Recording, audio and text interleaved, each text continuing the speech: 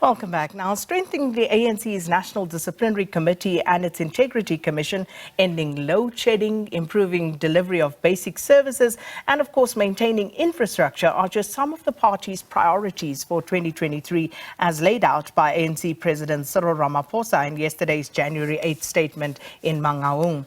Now, President Ramaphosa addressed thousands of ANC supporters at the party's 111th anniversary celebration. The president outlined 6 priorities, and this in accordance with the directives of the 55th National Conference. So to help us unpack some of what was said, we joined via Zoom now by Political Analyst Sanusha Naidu. Sanusha, so good to have you. A prosperous 2023 for you. Welcome to Morning Live. Good morning, Sakina. Same to you and same to the viewers. So, Sanusha, before we get into unpacking the January 8th statement, if I could just first off just pulse, what is your sense in terms of the direction that the ANC is heading in following the 55th National Conference?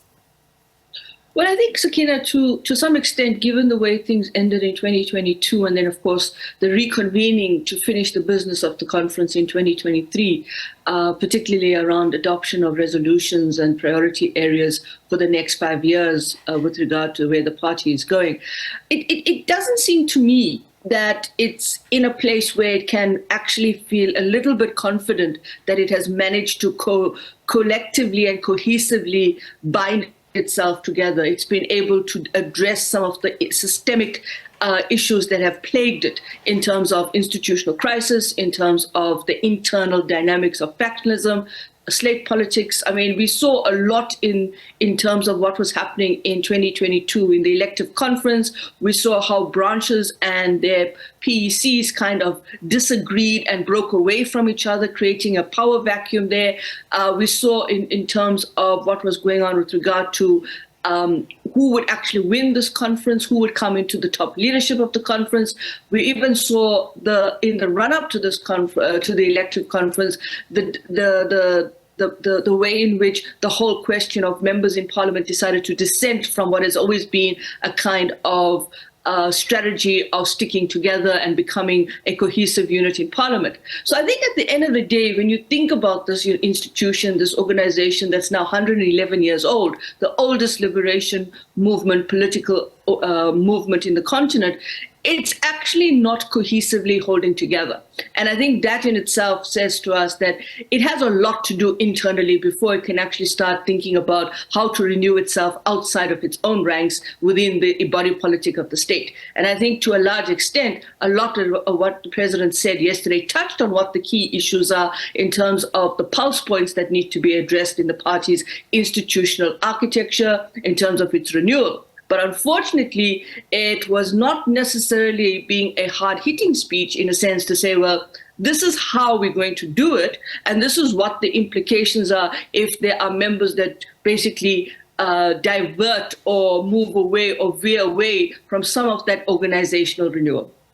And that, of course, is interesting because we know we're going to a general election next year, 2024. So this year would be one of those years, as we've seen in the past, where the ANC has been quite good along with its alliance partners in the past when it came to the lead up to elections and closing rank and, doing its best to put its best foot forward, so to speak, in the lead up to an election.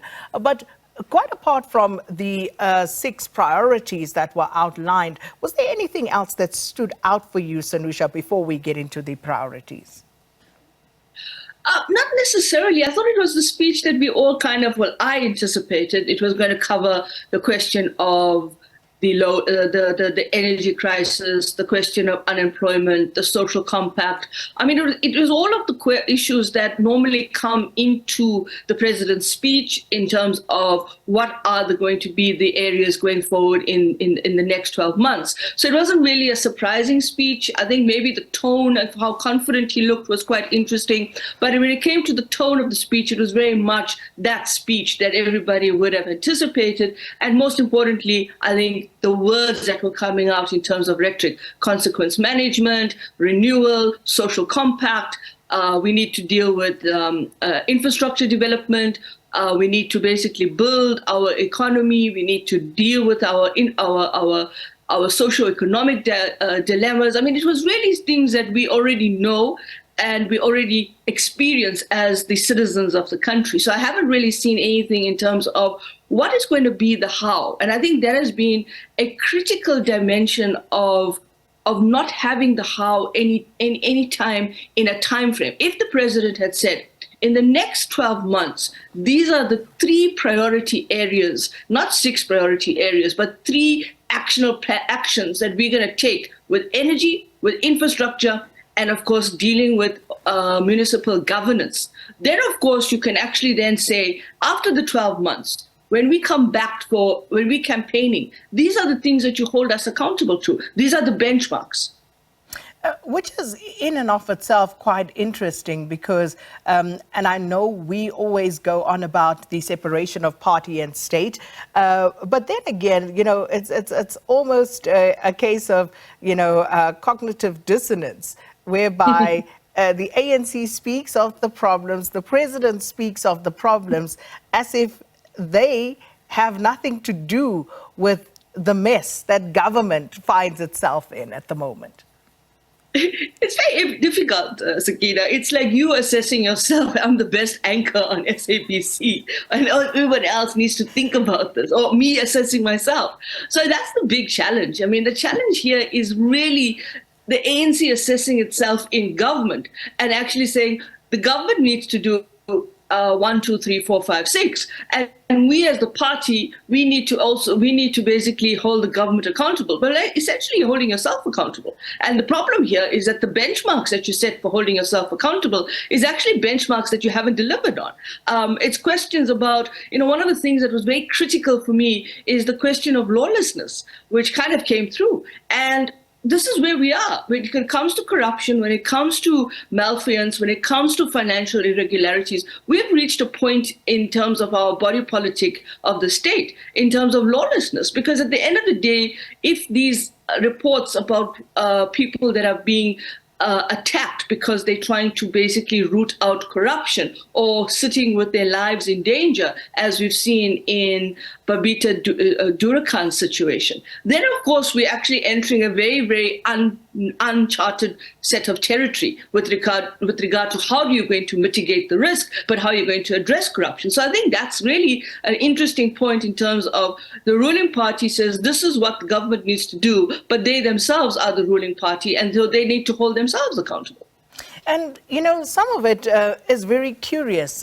For example, the issue around law enforcement and dealing with runaway crime in the country. So I'm just reminded of something that I saw on Twitter, speaking to that point in some way. So there was a program, I think, that aired yesterday about trying to deal with the drug scourge in South African society. But this is not a government-led initiative.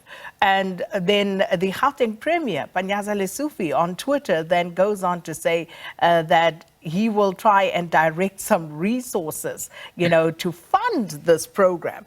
And therein lies the dilemma, doesn't it, Sanusha? Because the question then is, if people, ordinary people, if civil society can come up with initiatives, what is stopping government from taking charge and dealing with this criminality? Sakina, it's a very fundamental point you raise, because what you're beginning to see is people are checking out of what are the basic services that define the social contract between citizen and state.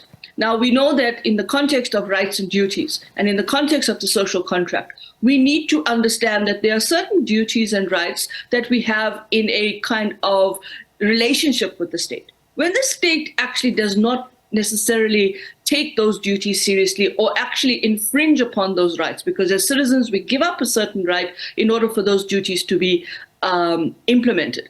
Right now, the question that you raise around the drug situation and the intervention by civil society. Or even if you look at other civil society organizations in the socio-economic sphere, providing food, providing accessible water, providing sanitation, or even going into their communities, and communities themselves refurbishing their communities, or actually rebuilding their communities, or even dealing with potholes. I mean, the president spoke about potholes yesterday. The problem here is that it seems to me that the state has checked out.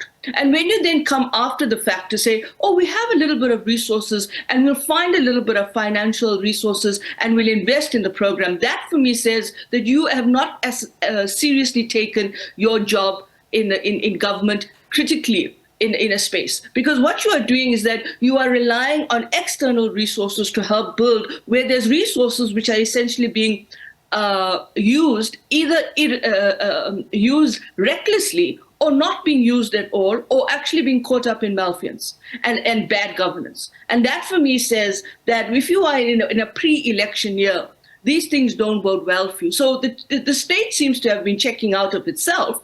And people are now beginning to say, well, if the state is not going to do it, or government authorities are not going to do it, we're going to do it. But the problem is you can't come after the fact as the ruling party or even government and then start to claim that you need to vote for us, or you need to basically put us back into power because we've delivered. The question is, what have you delivered?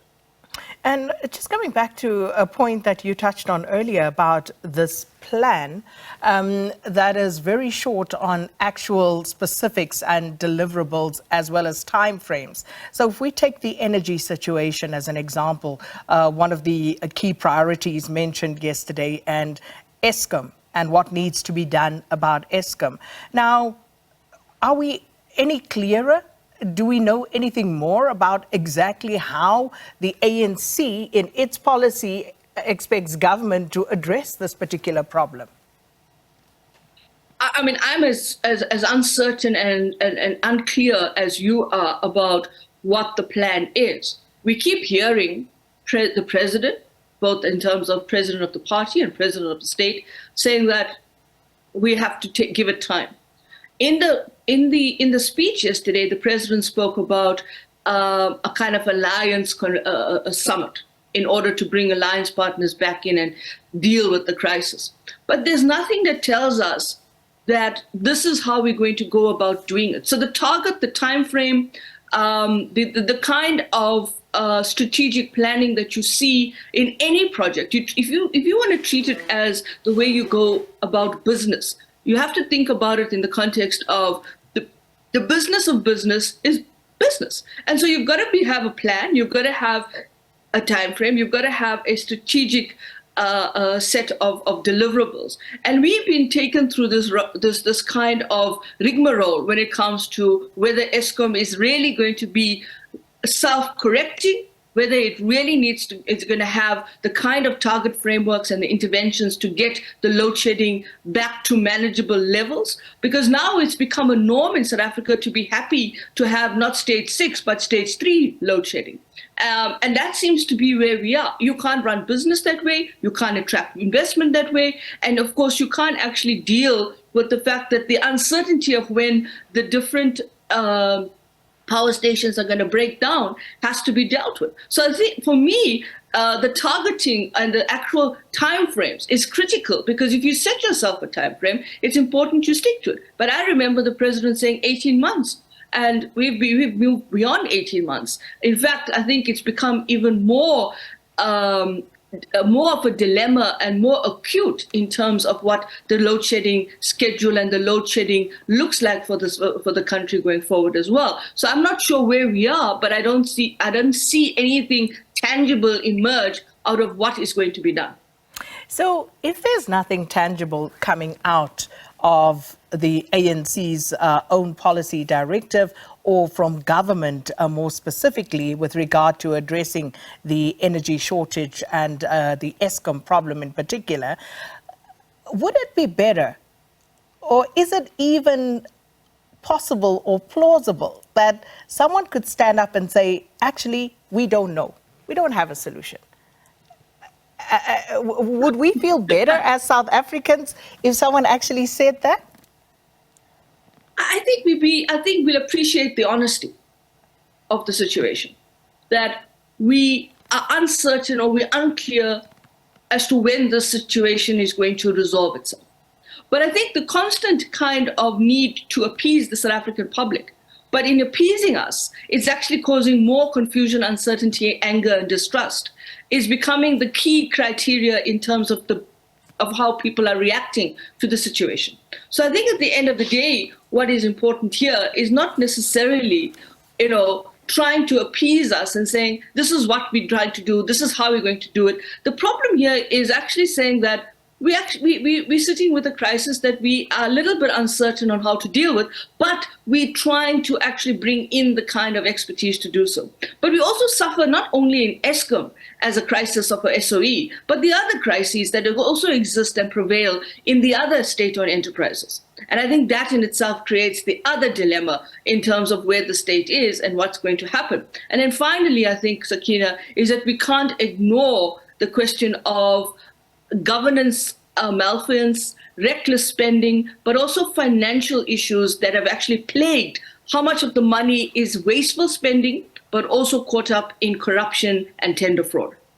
And Sanusha, we're out of time, but I have to ask you about the whole question of the social compact and, some of the issues mentioned, for example, the number of South Africans who are currently rather dependent on a social grant for government. And for some reason, in some quarters of the ANC, this is seen as something to be proud of. But what's your take on that? It's a little bit difficult to say that if you have so many people out of a population of over 63, 64 million, and you have a small tax base, so you've got a very uneven ratio of the number of people that are dependent on social grants, especially the social development grant in terms of the COVID, helping people with COVID-19, but also in terms of other grants. But also you got a tax base that's so small and it's probably shrinking. The question is, where does the money come from? I would actually be very cautious and say that if you create that kind of dependency, how do you wean people off that dependency, where you have to start thinking about the money is not just given as a grant, but actually to have the grant attached to certain kinds of social compacts that you build. Yeah. So education, entrepreneurial skills, and so forth. Sanusha, we have to leave it there for today, but thanks so much for your time. Political analyst Sanusha Naidu helping us unpack some of what President Cyril Ramaphosa's January 8th statement contained.